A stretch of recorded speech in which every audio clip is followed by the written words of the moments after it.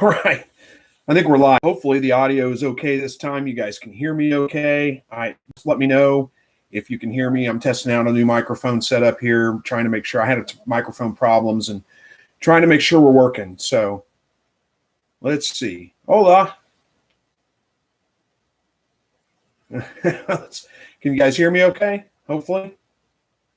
I'll just keep talking until somebody says, okay, good. There we go. Thank you very much for that. All right, let me get the normal disclaimers I got, normally do out of the way here. First of all, this is a weekly live broadcast. I do this pretty much every Thursday evening, 7 o'clock Central. Sometimes life gets in the way. I can't make it. I've got other things going on. I do have a full-time job, a family, all those things you guys understand. But usually I'm here at 7 o'clock Central on a Thursday evening. The only thing I ask from you guys is that you be family friendly, be polite to each other. I mean, we can disagree, but still be friends. We don't want to be talking a bunch of, controversial topics here and get everybody all fired up. Don't cuss at anybody. Don't call them names. Just be nice, be respectful. We'll have to kick you out if you're not. So I don't have a topic planned. This is just pretty much ask me anything. It's my goal is just to interact with you guys. So the live chat's going here. Leave a chat. I'll do my best to respond to every one of them that comes in until we run out of time. So we go for about an hour usually. All right, let's get into it. So Ed Got Bait says, just waiting for you to start. Thanks for joining early and hanging out and waiting on me. Donnie, good to see you. And Charles, hello. And Charles says, hey to everybody.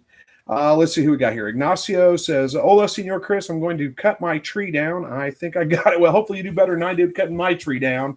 That was probably the worst I've ever done, cutting a tree down. I don't know if you've seen the video or not, but yeah, it's it was pretty bad. So, hey, there's Big Mike says, howdy, I got loads of quail eggs now. Yeah, mine are starting to lay pretty good right now too. Well, the one hutch is, the one with the light on it.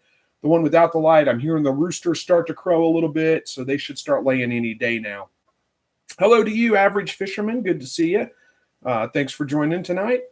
I don't know what the weather's been like for you guys, but man, we went through like all 4 seasons in the past 2 days. Literally, we had come through and it got, the temperature started dropping after the storm. We had tornado warnings, like early spring, storms.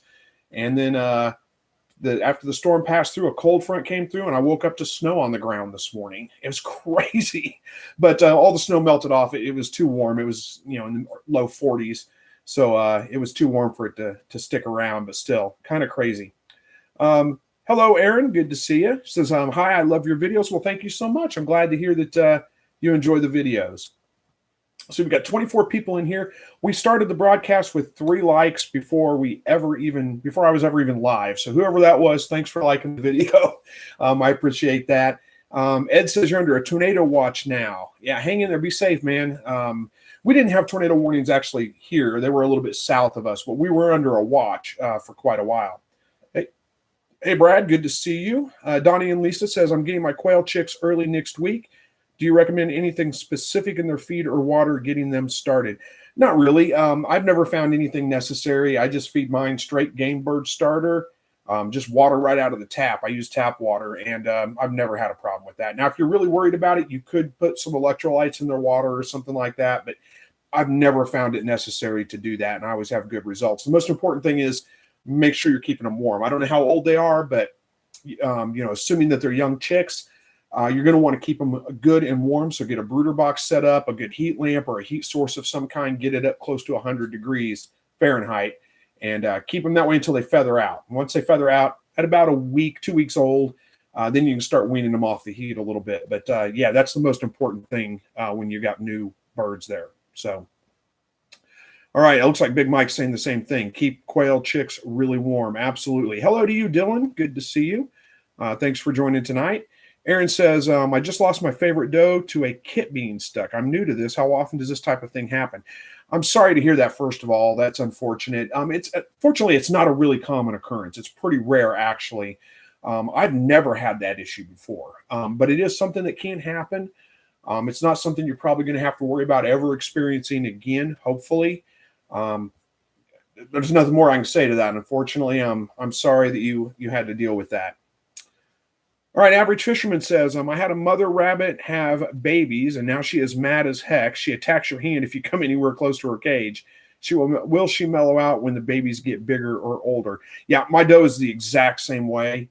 When she has her babies in the cage with her, she is just evil almost. It's crazy. But as soon as the babies are moved out and she's on her own again, she's fine, easy to deal with. So yeah, she probably will get over it. I don't know if, the age of the babies, like as they get older, she does seem to, mine does seem to calm down a little bit, but she's still a little bit aggressive as long as the babies are in the cage with her. Once they get moved out into their own cages for the grow out, she's fine. She calms right down, no problems. So yeah, you sounds like you've got a rabbit that's very similar to that. All right, Sillamore says, hey, Chris and everyone from North Central Arkansas, and Josh from Mississippi. Good to see you guys. Hello to you, Nathan. Let's see. Dylan says, how to get my male quail to stop fighting? Oh, look there. There's a super chat. $4.99 super chat says, are you going to make any more fishing videos this summer? I might do that. I don't know. Why not? Sure, probably. Fishing is one of those things I really do enjoy doing. So there's a good chance that I'll take you guys back out on a fishing trip or something. All right, Dylan wants to know how to get the male quail to stop fighting. First of all, are you sure it's the males that are fighting? Oftentimes you'll see birds that are getting picked on and getting beat up, and it's the hens that are actually doing that. The hens tend to be the ones that are a little bit more territorial, that need to establish that kind of pecking order, so to speak, and they will pick on the males a lot of the times too. If that's not the case, if it is your roosters, you want to make sure they're not overcrowded. Make sure you don't have too many roosters for the number of hens you've got. Somewhere around 5 hens to every rooster is a really good ratio. I wouldn't go below 3. So, somewhere between 3 to 5 hens is a good ratio of hen to rooster ratio. If you get more than that, then you will have your rooster starting to compete to breed with the hens. You're going to end up with your hens getting overbred.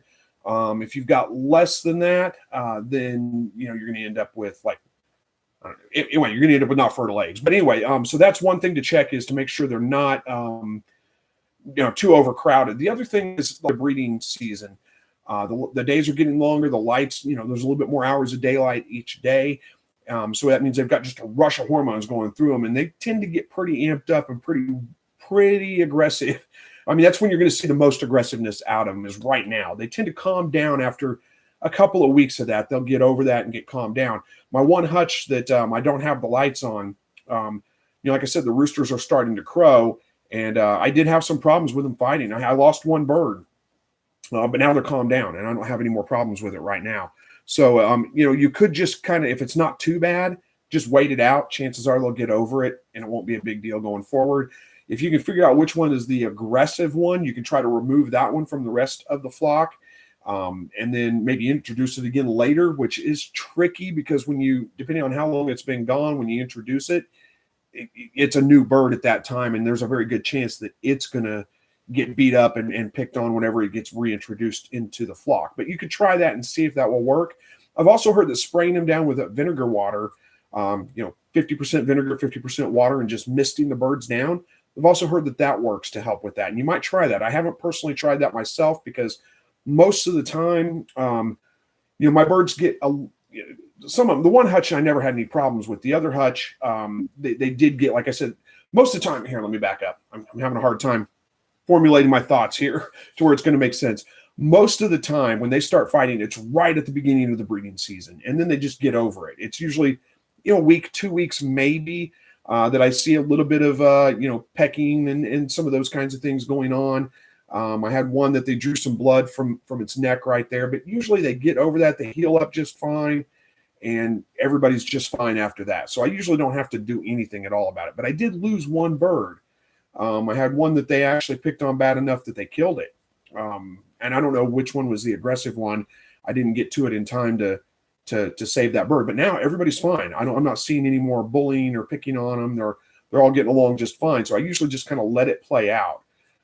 But if it is bad, I don't want those birds to suffer either. If I would have been able to figure out and would have caught it early enough to save that one bird, because sometimes it just happens like that. It's just too quick. But if I would have found it up early enough to save that one bird, I would have isolated him. If I would have known he was beat up that bad, I would have isolated him and give him time to heal.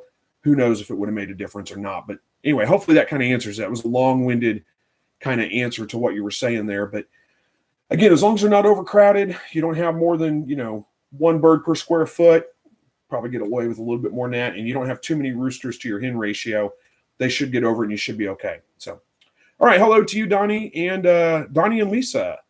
Mind Business says, please comment on hay feeding and waste prevention. Okay. So I'm guessing you're feeding your rabbits hay and they're just throwing it all over the place, and it's probably going down through the cage wire on the floor and all those kinds of things. I've built hay racks above my feeders. If you watch some of my rabbit videos, you can probably see them. They're a pretty simple concept. What I did is I just, like, here's the cage wall. I just took a piece of cage wire and I cut it at an angle so it sits like this against the cage wall. It's fastened on either side, if that makes sense. It's kind of a square but it sits like this right above the feeder. So I can stuff hay down in there and they can pull it through the cage wire, but any excess falls in the feeder down below and they can eat it later. So that's something you can look at. Some kind of hay rack, some kind of, something to put the hay in where it's not just laying loose on the floor, because otherwise you're right, they will waste a tremendous amount of it. So that's something to kind of think about. I think I did a video, but I can't remember when. It's been a very long time ago. I think I did a video on that, on my hay feeding system. I'm sure that's something that would help you out, but I can't remember what it was called. Maybe it was just called hay racks. I don't know. You're gonna have to try to search for that, or like I said, watch any of my rabbit videos, and you can probably, especially the ones that get up close to the cages. I'm sorry, I'm having a hard time figuring out which ones those would be to point you to it, but you can probably kind of see what I'm talking about. It really wasn't that difficult. It was pretty easy to do. All right. Aaron says, I have a doe pregnant right now, and it is so much fun watching the babies move. Yeah, I hardly ever, if ever, see the babies moving in the rabbit's belly. But yeah, if you can, I bet that's pretty exciting. The average fisherman says, I have to wear gloves just to feed her. Yeah, I know what you mean. Yeah, you're talking about the aggressive rabbit that is aggressive now that she's got babies. Mine does the same thing. She'll lunge at you.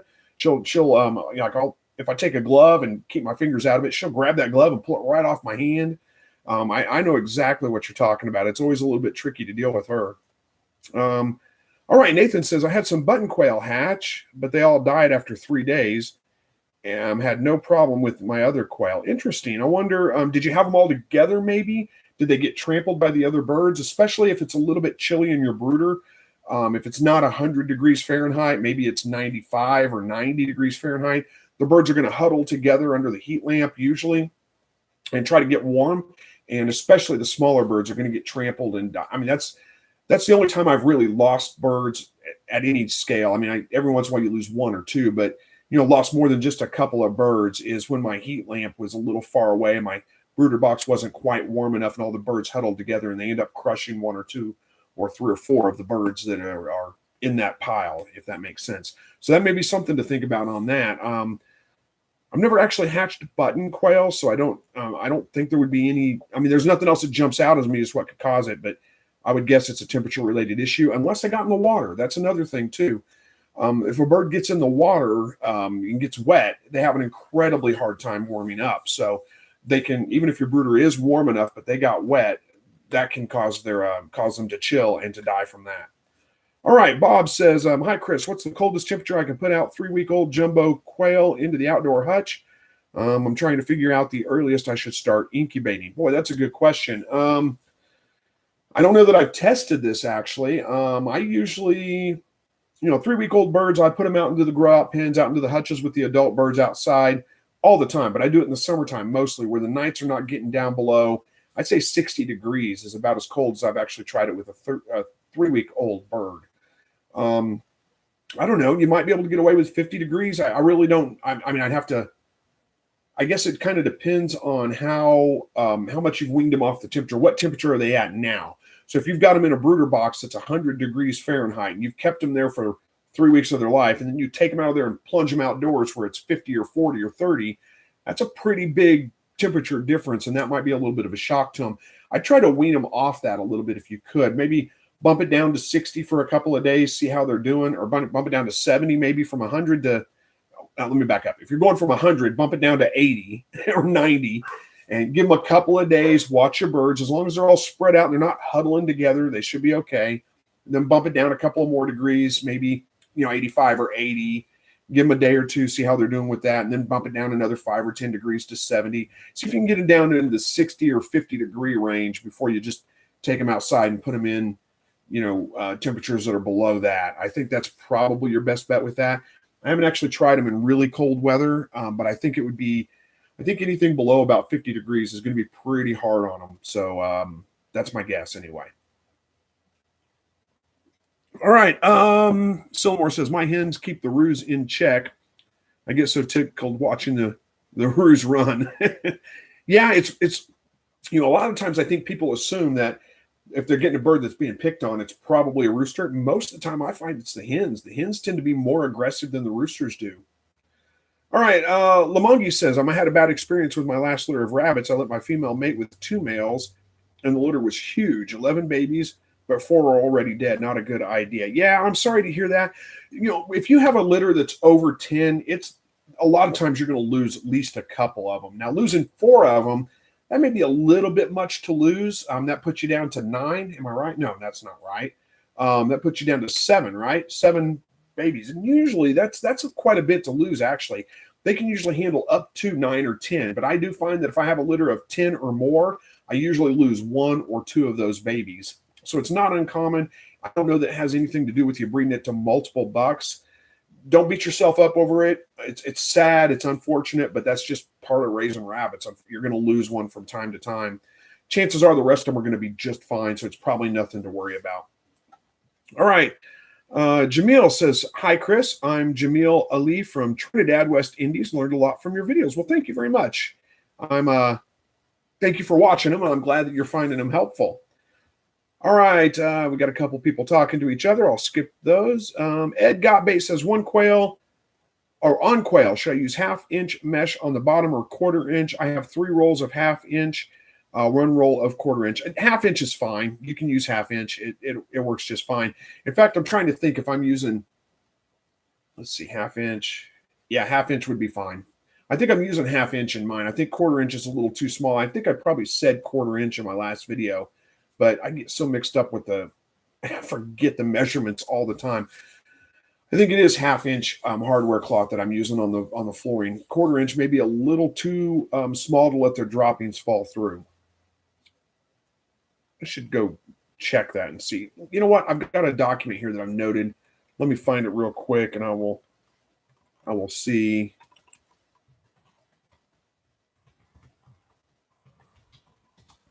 Let me find my notes. Where are they? Nope, not there. I've got it here. So I'm sure it's 1/2 inch. I can't find it, but yeah, it's 1/2 inch. I'm 99% positive of that. I always forget. All right. The Badger report says, when can I introduce my 3 new baby hens with my other 3 laying? Oh, hens, I think that's supposed to be. It's probably a auto correct. Your 3 new baby hens with your other 3 laying hens. I would say as early as possible. I like to do that definitely before the new birds reach sexual maturity. If you can do that when they're 4 to 5 weeks old, I would probably say 5 at the latest. I've had really good luck putting baby birds in with older birds, and they just grow right up, no problems whatsoever. If you wait till those birds get to be like 7 or 8 weeks old, then they're hitting sexual maturity. You put them in and they're seen as a threat, and the other birds tend to beat them up and can do some pretty significant damage to them. So I try to get them in there by 5 weeks at the latest. You can do it as early as you want, assuming that the temperature is not too cold outside for those birds to be able to handle it. All right, good to see you, Joe. Thanks for joining. Ed says, sing Aggressive Rabbit in Elmer Fudd's voice. I don't think I'll do that, actually. Ben Arnold says, hi, all. Just got my first tire of Silver Fox rabbits. I'm not sure something. Oh, trio. There you go. You clarified it. First trio of Silver Fox rabbits. Well, congratulations. Silver Foxes are a great meat rabbit. So, yeah, Josh says Silver Foxes are beautiful. Congratulations. I agree. Silver Foxes are cool. I like them. They make a great meat rabbit. So congratulations on your new rabbit. Or rabbits, I should say. All right, Silmore says, hit that thumbs up for Chris, y'all. Thank you very much, Silmore. I appreciate that. Big Mike says, I froze baby quail chicks to death at 83 degrees. 83 degrees, really? Well, I mean, if they're young, if they haven't feathered out completely yet, 83 degrees is a little bit chilly. They really need to be up close to 100 degrees. All right. Raymond, I think maybe it's Raymond, I don't know, says, hi, Chris, I have a concern to share with you. My doe just gave birth to 6 kits, all in good health. health in the nest box, but she keeps on pulling fur all over again next to the nest box. Is this common?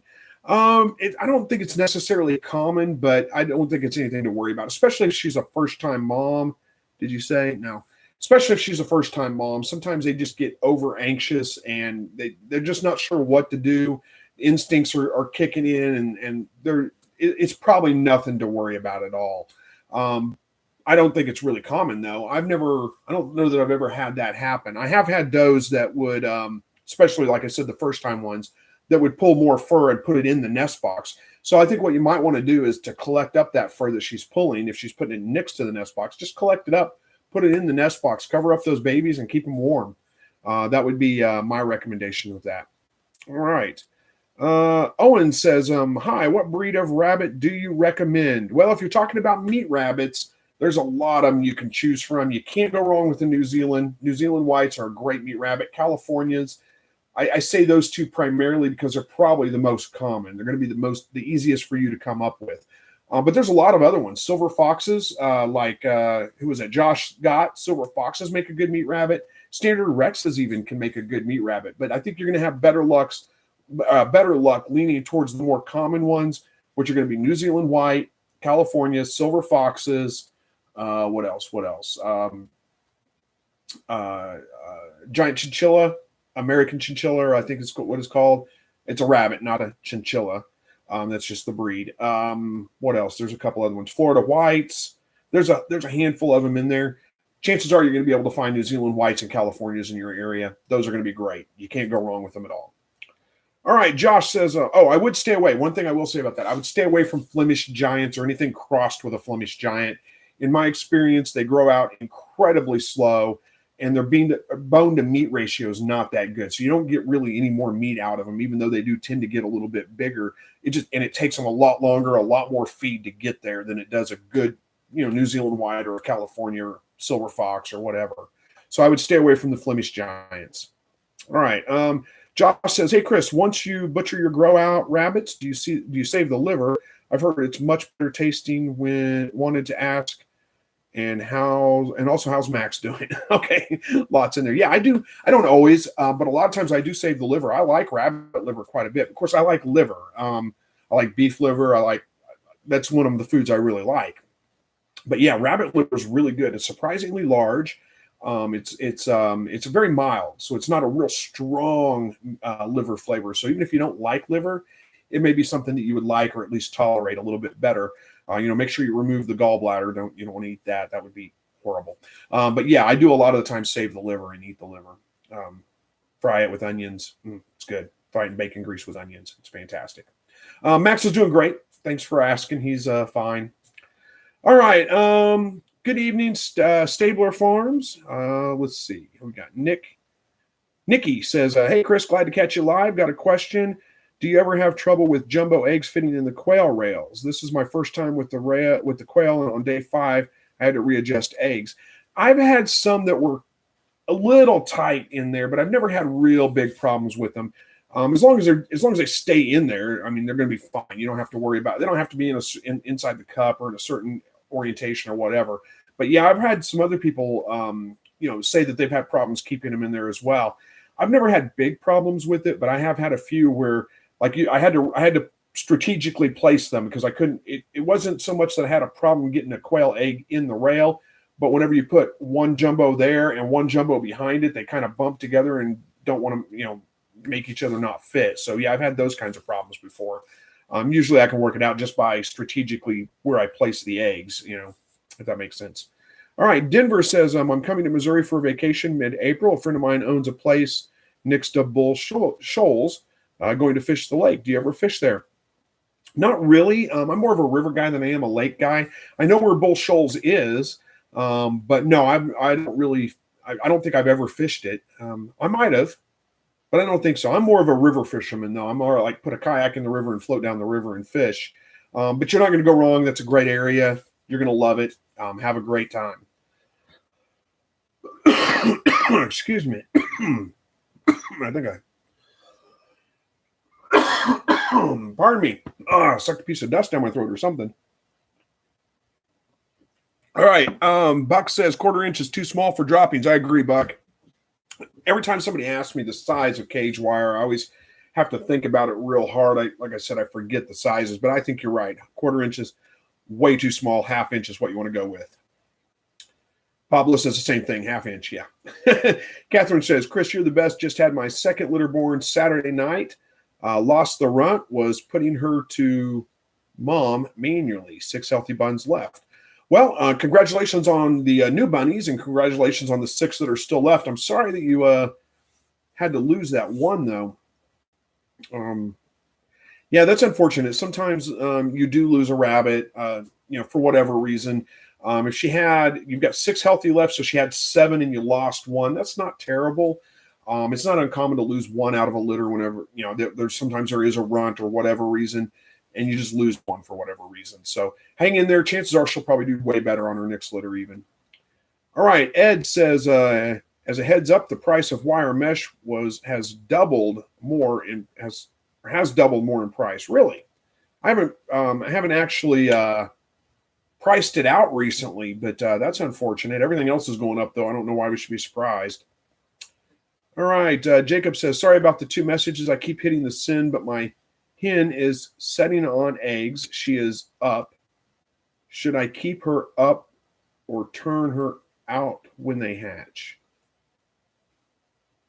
Okay, hang on. Let me reread that one. Sorry about the 2 messages. I keep hitting this in. Don't worry about it. That's fine. But it says, but my hen is setting on eggs. She is up. Should I keep her up or turn her out when they hatch? I'm not sure what you're asking me there exactly. If you're saying she's sitting on eggs, what do you mean? I don't know what you mean by she is up and should you keep her up? Maybe you mean she's put up in a pen by herself sitting on eggs, and you want to know, should you keep her in that pen by herself or let her back out with the rest of the birds? You could probably do it either way, honestly. I'm not sure if I'm understanding the question exactly. But yeah, you probably want to leave the baby. You could take the babies and put them in a brooder box and raise them, or there's a chance that she'll take care of them herself and she'll keep them warm herself. You might try it out and see. My guess is you're probably not going to get the best results out of that. The reports that I've heard from people that have had birds sit on eggs, they usually don't get a great hatch rate, and they usually don't do a good job after that. But hey, it's worth a try. I mean, why not? And see, then you'll know. I can't really speak from experience on that. I've never had a hen that went broody. I've had some that looked like they might be going broody, where they would kind of collect the eggs up and look like they were going to sit on them, but then they never did, or they didn't do it for very long, like a day maybe, and then they gave up. So I don't know if that answers your question or not, but I'm sorry, I can't give you the exact answer. Nicole says, are there any free pedigree templates that you've used and liked? I don't really get too big into pedigrees, so I don't know that I can answer that for you. I think, me personally, I'm not selling rabbits on a regular basis. I may at some point, if I can get some really good breeding stock, pedigree breeding stock, but I've only ever bought one rabbit that was actually paper pedigreed. And I did get the paperwork on that rabbit, but no, I don't have a good suggestion, unfortunately, for pedigree paperwork. I need to look into that, don't I? I'll try to remember to do that and take a look and see what I can find for you guys. All right. Denver says, I have a super aggressive buck rabbit. He would try to bite me every time I got near. He went to the freezer. Yeah, that's probably a good suggestion for a rabbit that's super aggressive all the time. I had one, it was a doe actually, but she was super aggressive too. Even before she had babies, after she had babies, it didn't matter. She was super aggressive all the time. Yeah, I did the same thing. She went to the freezer. All right, Jacob, how are we doing on time here? Half an hour in, we're doing good. Jacob says, my rabbits are 3 days late. I really never had this problem before. Should I give them, is this a continuation of something else? Sorry about the 2 messages. Okay, let me go back. Sorry, my rabbits are 3 days late. I've never really had this problem before. Should I give them a few more days or breed back immediately? Yeah, definitely give them a few more days. 3 days is not very much at all. I'd give him, I'd give them at least a week before you consider them not pregnant and try to breed them again. Probably more like a week and a half, just to be on the safe side. And then Josh says the freeze we had messed with them. What are we talking about? The freeze we had messed with what? I'm looking back, Josh. I'm sorry, I'm lost. I don't know what you're talking about, messed with them. I get lost in these things. I'm sorry. All right. Pax says, hey, Chris, my first quail hatch went very well, but for my second, all the chicks ended up dying. I don't think my conditions changed. They collapsed one by one. Any idea? Oh, man, it's hard to say for sure. I mean, there's so many different variables in there, but the first thing I would look at is temperature. Usually, and I don't know if they died in the incubator or in the brooder box afterwards, but temperature is usually the culprit. They can't get warm enough. So, it could be that, if you had, a heat lamp on them, but you didn't have it close enough, you didn't have it warm enough, maybe there was a draft that came in and kept it a little bit cooler, or if they got wet, like I said, that's going to cause it hard for them, make it hard for them to keep themselves warm. They can chill and die from that. Temperature is by far the biggest issue you usually have when you lose chicks in the brooder box, or in the incubator, it could be a humidity issue. Sometimes we add some water to bump up the humidity in the incubator. And when the birds start hatching, the humidity is going to come up a little bit as well. And if it gets too high, it gets, above 89%, like 90% humidity, they can actually drown because there's just too much water in the air. So those are a couple of ideas there too. I'm not sure I can answer it for you. It's just, like I said, there's just too many things going on there. But I would look at, the temperature. Make sure your brooder box is warm enough. That's the key. All right. Taco Promotion says, hey, God bless you. How's your work and how's your wife, sir? Glad to hear about Max. Do you eat the innards of the quail, heart, and liver? All right. Well, boy, there's a lot there. Work's going okay. Busy as always. That's not a bad thing at all. My wife's doing okay right now. She is going in for a biopsy, though. They did another scan. They found something that looked a little bit unusual, so they're going to be testing that out. Last time I think we talked, I said that the doctors were pretty sure it wasn't cancer. Now we just don't know for sure. I got sirens. Hang on a second. I got sirens stopping right outside my house. I better check and make sure my house isn't on fire or something.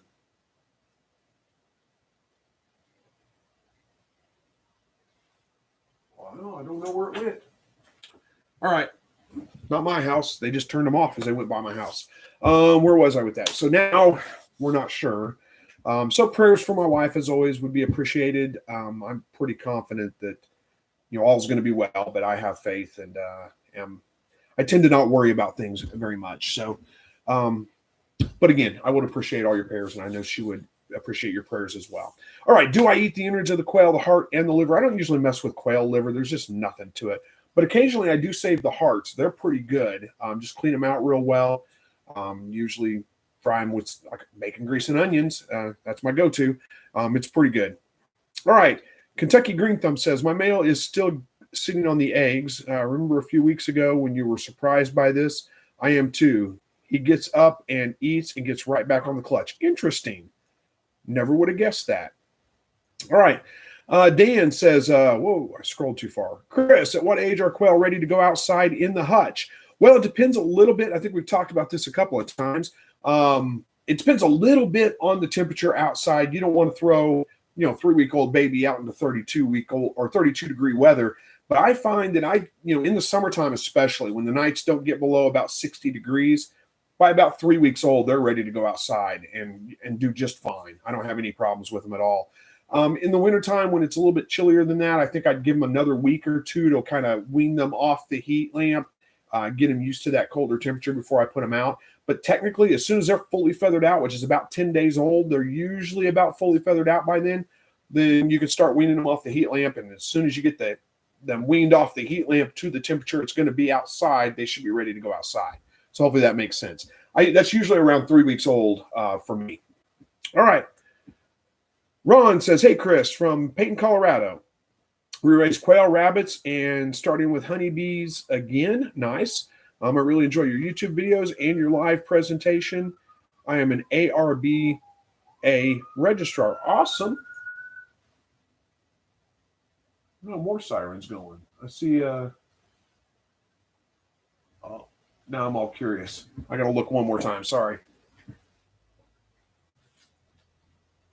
Oh, no, it looks like the neighbor's house.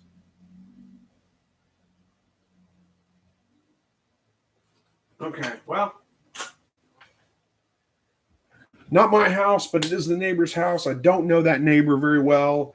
I've met him once, so prayers for my neighbor as well. Hopefully nothing is wrong there. We'll see. Nothing I can do about it. All right, sorry, I got distracted there. Okay, we raised quail, rabbits starting back up with honeybees. Well, first of all, thank you very much for watching the videos. Thanks for joining the live broadcast. I appreciate that. Bees is something I've thought about doing before. I'm kind of jealous. I don't know if I'll ever get into it, but I've considered it more than one time. I'd kind of like to. But yeah, an ARBA registrar. You're serious about it then. But anyway, thank you again for joining. I appreciate it.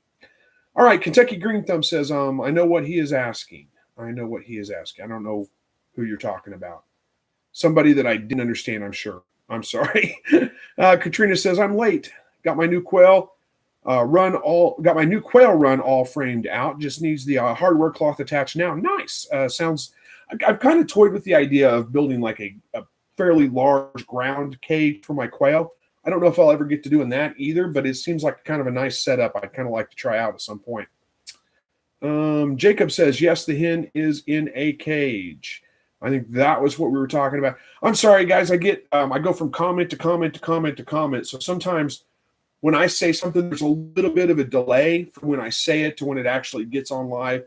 So sometimes if I've answered you and then you respond right away with a comment, it takes me a little while to get down to it, and I've completely forgotten what we were talking about or who I was talking to about that. So when you say the hen is in the cage, I got this one though. I think you're talking about the hen that was sitting on the eggs. So hopefully I got it answered for you.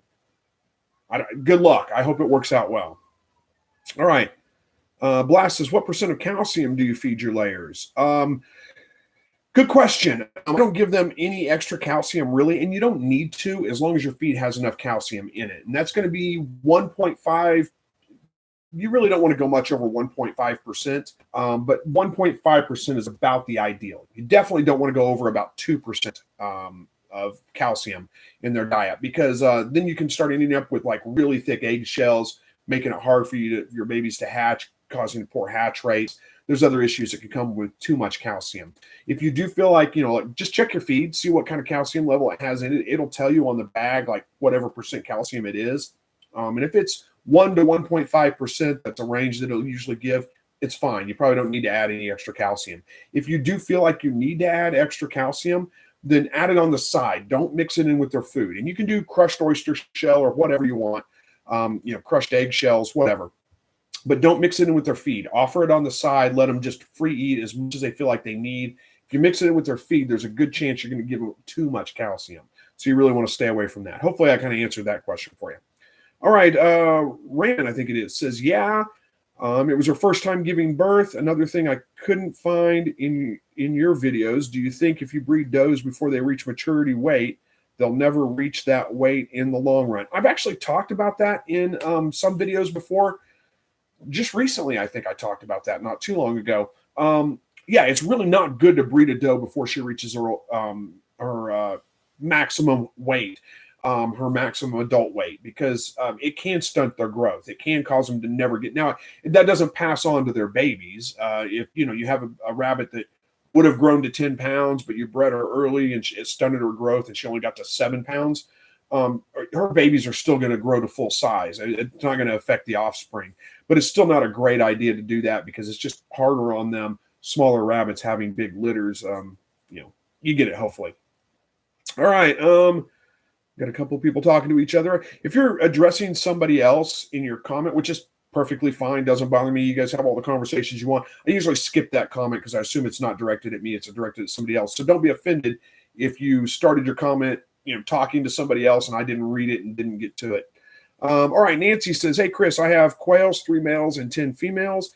I added Christmas lights on February 17th, porch light at a distance on February 24th, and light with timers 5 to 7 a.m. to 7 p.m. 3 girls are 1 year old, and the rest are about 6 months old. I'm still only getting 5 eggs a day, and usually after 6 p.m. What's going on? Let's see. You have 10 females, and you're getting 5 eggs a day out of them. It sounds about on track, honestly. It takes them a little while to start laying eggs, usually a couple of weeks after after they get up to that 14 hours a day of light, a week or two to start laying at all. And then it's another couple of weeks before they really start laying consistently every day. Eggs take a little while to develop in the system, and they'll lay like an egg one day, and then they may go 2 days and lay an egg, and then they may lay an egg the next day, and then it may be a day off and then lay an egg. They'll get into a cycle.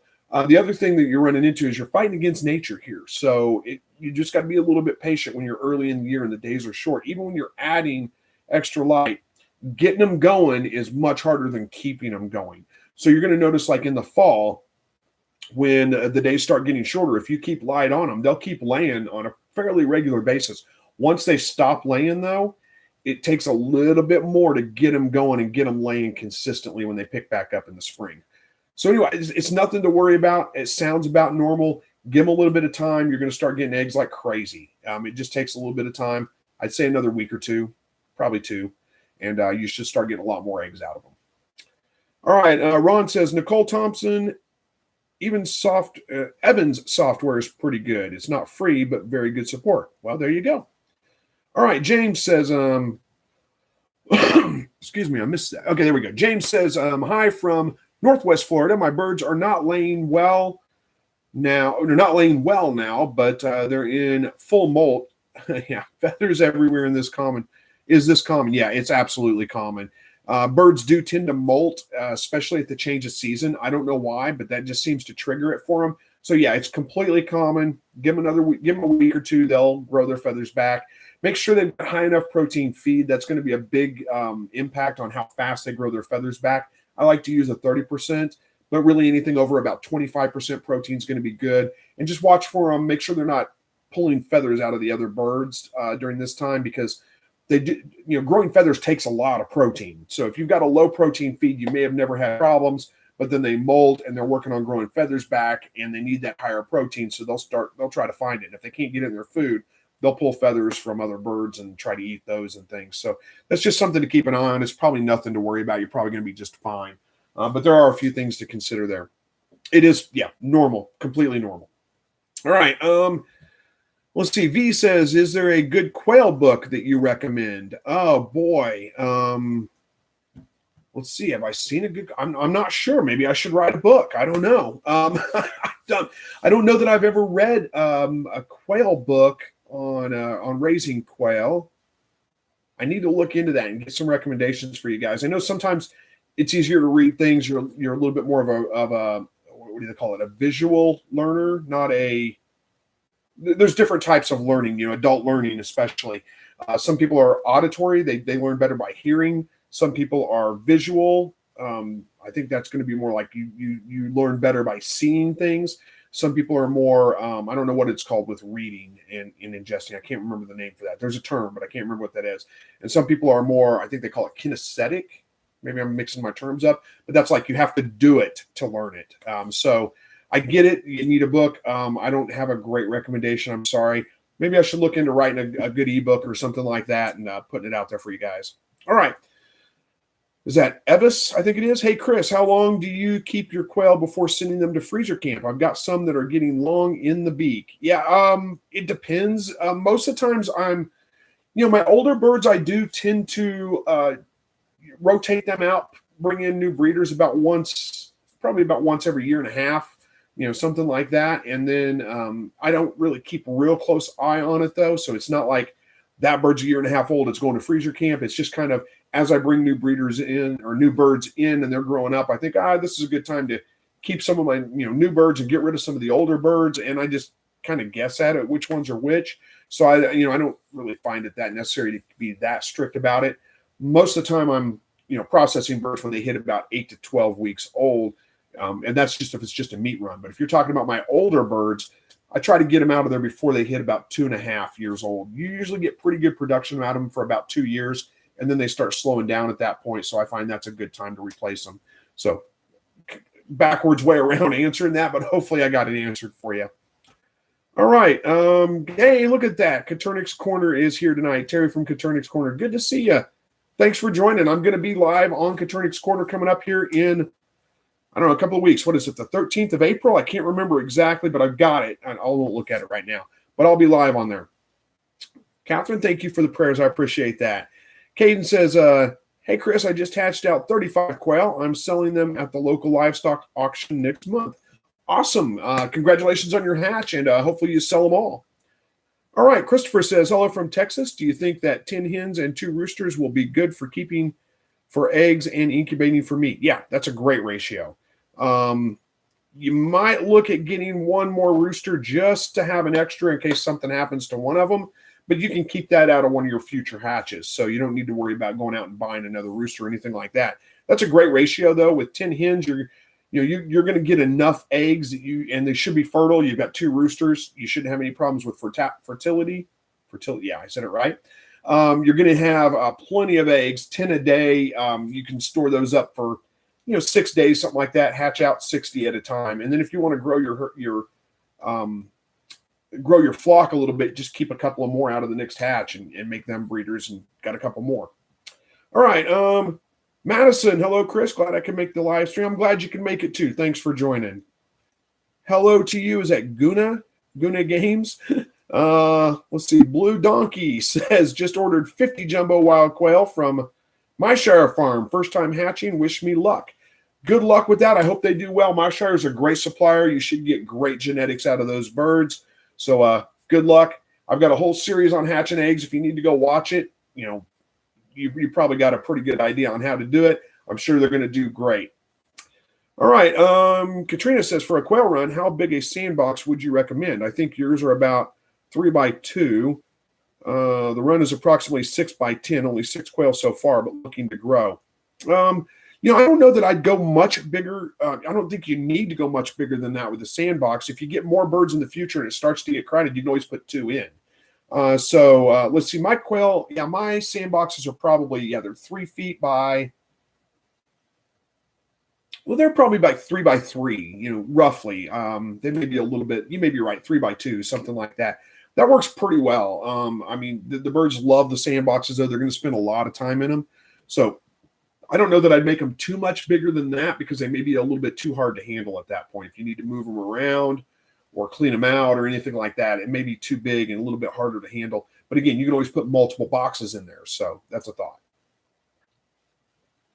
All right, grab a drink here. Down the wrong way. Oh, where are we at here? Preacher Boy says, we'll be praying for her that when they test that they find nothing wrong. God bless. Thank you very much. I appreciate that. That's my prayer as well. I have faith God's going to see us through this. But it is always a little bit scary, a little bit something to be concerned about.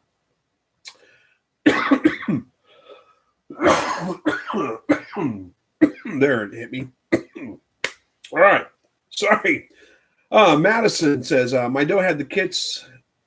Oh, wait. My doe had the kits. Only one lived, though my other doe is expecting to. She's going to be a first-time mom. I hope her babies live. By the way, how are your rabbits? Okay, there's a lot to figure out there. So your doe had kits, but only one lived. I'm sorry about that, first of all. Your other doe's expecting, and she's going to be a first-time mom. Well, hopefully that works out well. Keep an eye on her. Make sure you've got a nest box in there. She has her babies in the nest box. That's the key. Or pick them up as soon as you can and put them in the nest box. That's the key to keeping them alive. And let's see, my rabbits, they're doing fine. No problems whatsoever. They're growing. I think it's about time to retire my current doe.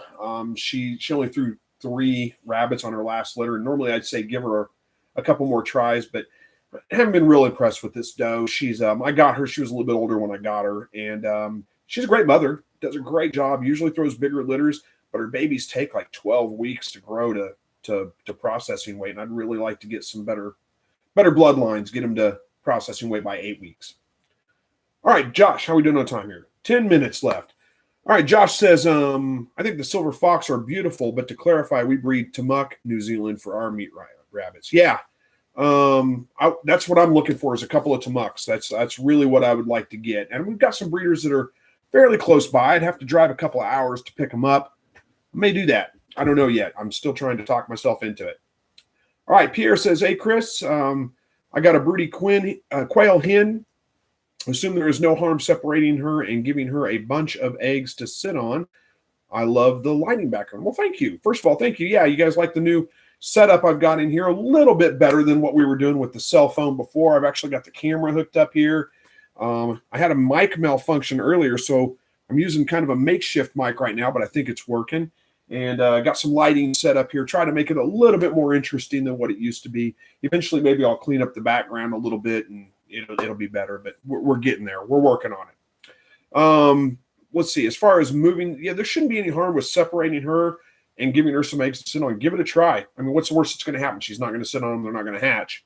And, it's worth trying. All right, Denver says, Chris, just curious, how much do you pay for your rabbit pellets? It's costing me $17 per 50-pound bag, 17% protein. I get layer mash for my ducks for about $10 for 50 pounds.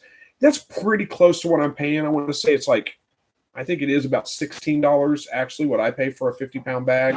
It's a 19% protein rabbit pellet. I think that's about right. I did notice my quail feed prices went up. I was getting the quail feed for $13 a bag, a 50-pound bag, for 30% game bird starter. And I think it went up to $15 a bag or $16 maybe even. It's up a little, $2 or $3 a bag more, which barely makes it worth driving to Neosho, which is half an hour, 45 minutes away. Barely makes it worth driving there to get. But anyway, it's the way it goes. Everything's going up in price. All right. Is that IB? I don't know. Hey, Chris, what do you think about mixing different Coturnix quails, and can you keep king quail with Coturnix quail? Let's see. King quail, I mean, you can try to keep them together. I'm not real familiar with king quail. There are some birds that, especially in quail, that tend to be more aggressive than others. You might look into them a little bit from that standpoint, make sure that they're not going to beat each other up and fight and be super aggressive with it. I can't remember trying to place king quail. I can't remember. But anyway, as far as breeding, mixing different colors of Coturnix quails, I mean, yeah, do it if you want to. It's not really my thing. I like the other colors. I think they're kind of cool and kind of neat. And I've kept some of them before, but what I'm into really is just meat and egg production. So I stick with the jumbo brown, the jumbo pharaohs, the absolute best for meat and egg production. But yeah, if you want to get into some of those other color, they're fine. There's nothing wrong with them at all. They're still going to lay a lot of eggs. You're still going to get, good egg production out of them anyway. They just may not get as big and they may not lay as big of eggs. All right. And then Medina says, do you know a chart for making different colors? Making different colors of quail, is that what you're talking about, like breeding them together for certain colors? I don't know of one right offhand. I think Zach over at MyShire probably has some good information on that. I haven't been watching enough of his channel to know what is. I think he did a genetics video at one point though, and may have talked about that. So that may be a place to look at. I don't have a reference for it, unfortunately. I'm sorry. I'll see what I can do. Maybe I can find something to put it together for you guys. All right, Mike says, hey, everybody, hope you're all having a great night. I put the light back on the birds a few days ago. Looking forward to more eggs. Big Mike and the family from Long Island. Yeah, give them a week or two. They'll start laying. All right, Nancy says, thanks, Chris. Many different girls are taking different days off, so average 5 eggs a day. Didn't think of that. Yep. Yeah, that's probably the case. Just like I said, give them a little time. They're going to start laying pretty consistently. All right. Medina says, is it too much protein giving them 32%? Giving what 32%? What are we talking about? Birds or rabbits? It's 32% protein is too much for rabbits. It's not too much for birds, but you don't need quite that high, so it's probably a little bit of a waste. I use the 30% game bird starter to get really good results with that. 25 to 30%, I think, is probably the ideal range for them. So if you're going much over that, I don't think it's too much for them. It's fine. I wouldn't worry about it. The Savage King says, Chris, do you think I can raise pepper plants under milk jugs if I planted them this weekend? I don't know where you're at. I don't know what the weather's like, so it's hard for me to say. It's too early for me. I mean, they may. Here's the thing that what he's talking about is using milk jugs, kind of like little greenhouses, to start your seeds out in the garden instead of starting them inside and then transplanting them later, like winter sowing, basically, in a sense. And I did this last year. And the only problem is I started it early, Uh-oh, are we still going? Hopefully we're still going. No, I think we are. I started them early in the year. Around here, our average last frost date is April 15th. I usually consider tomatoes and peppers and things like that to go into the garden around the second week of May, around Mother's Day. So, I started them, I want to say it was about this time last year. And by the time we got to Mother's Day, they were growing out the top of the milk jugs and getting leggy and lanky. And it was a little too early. So I'm going to wait until, 6 weeks before Mother's Day. So that's going to be like the 1st of April, the first week of April, maybe second week of April. That's when I'm going to plant them now. But I don't know what your weather's like there. I don't know when your frost dates are, when your plant out times are. So that's something to consider. I wouldn't do any more than 6 weeks before you plan on being able to take the jugs off and leaving them to go. All right. Mike says, we had our pet rabbit put down this week. Oh, I'm sorry to hear that. He was my kid's first pet and lived for 10 years. Well, 10 years is a good long life for a rabbit. He was litter box trained and lived pretty much free range in the house for 7 years, never chewed anything. Man, that sounds like a fantastic rabbit. I'm sorry that they had to deal with that. I know the kids are probably heartbroken especially, and I'm sorry to hear that. Hang in there. That's all I can say. Just hang in there. It's going to get better. All right. Medina says, chart for making different colored birds. I think I got that one already. And Bobby says, I like the lighting. Looks good, brother. Thank you very much. Raymond, I'm not sure how to pronounce your name. Hopefully I'm getting it right or not too wrong anyway. Says, that's much appreciated. There are thousands of meat rabbit content on the web, but yours was truly informative, applicable, and sincere to me. Thanks for the tips, Chris. When's the next live stream? Well, thank you for the kind comments. First of all, I appreciate that. Generally Thursday nights, 7 o'clock Central, this same time next week. I should be here. Nothing at this point tells me I'm not going to be available. You never know until the day comes, but I should be here next Thursday, 7 o'clock Central. All right, J.A. Rochester says, hey, thanks so much for the videos. I just made your automatic temp box for a 150-gallon brooder box for my meat chicks. Awesome. Hopefully it works well. Oh, boy, we are about out of time, aren't we? All right.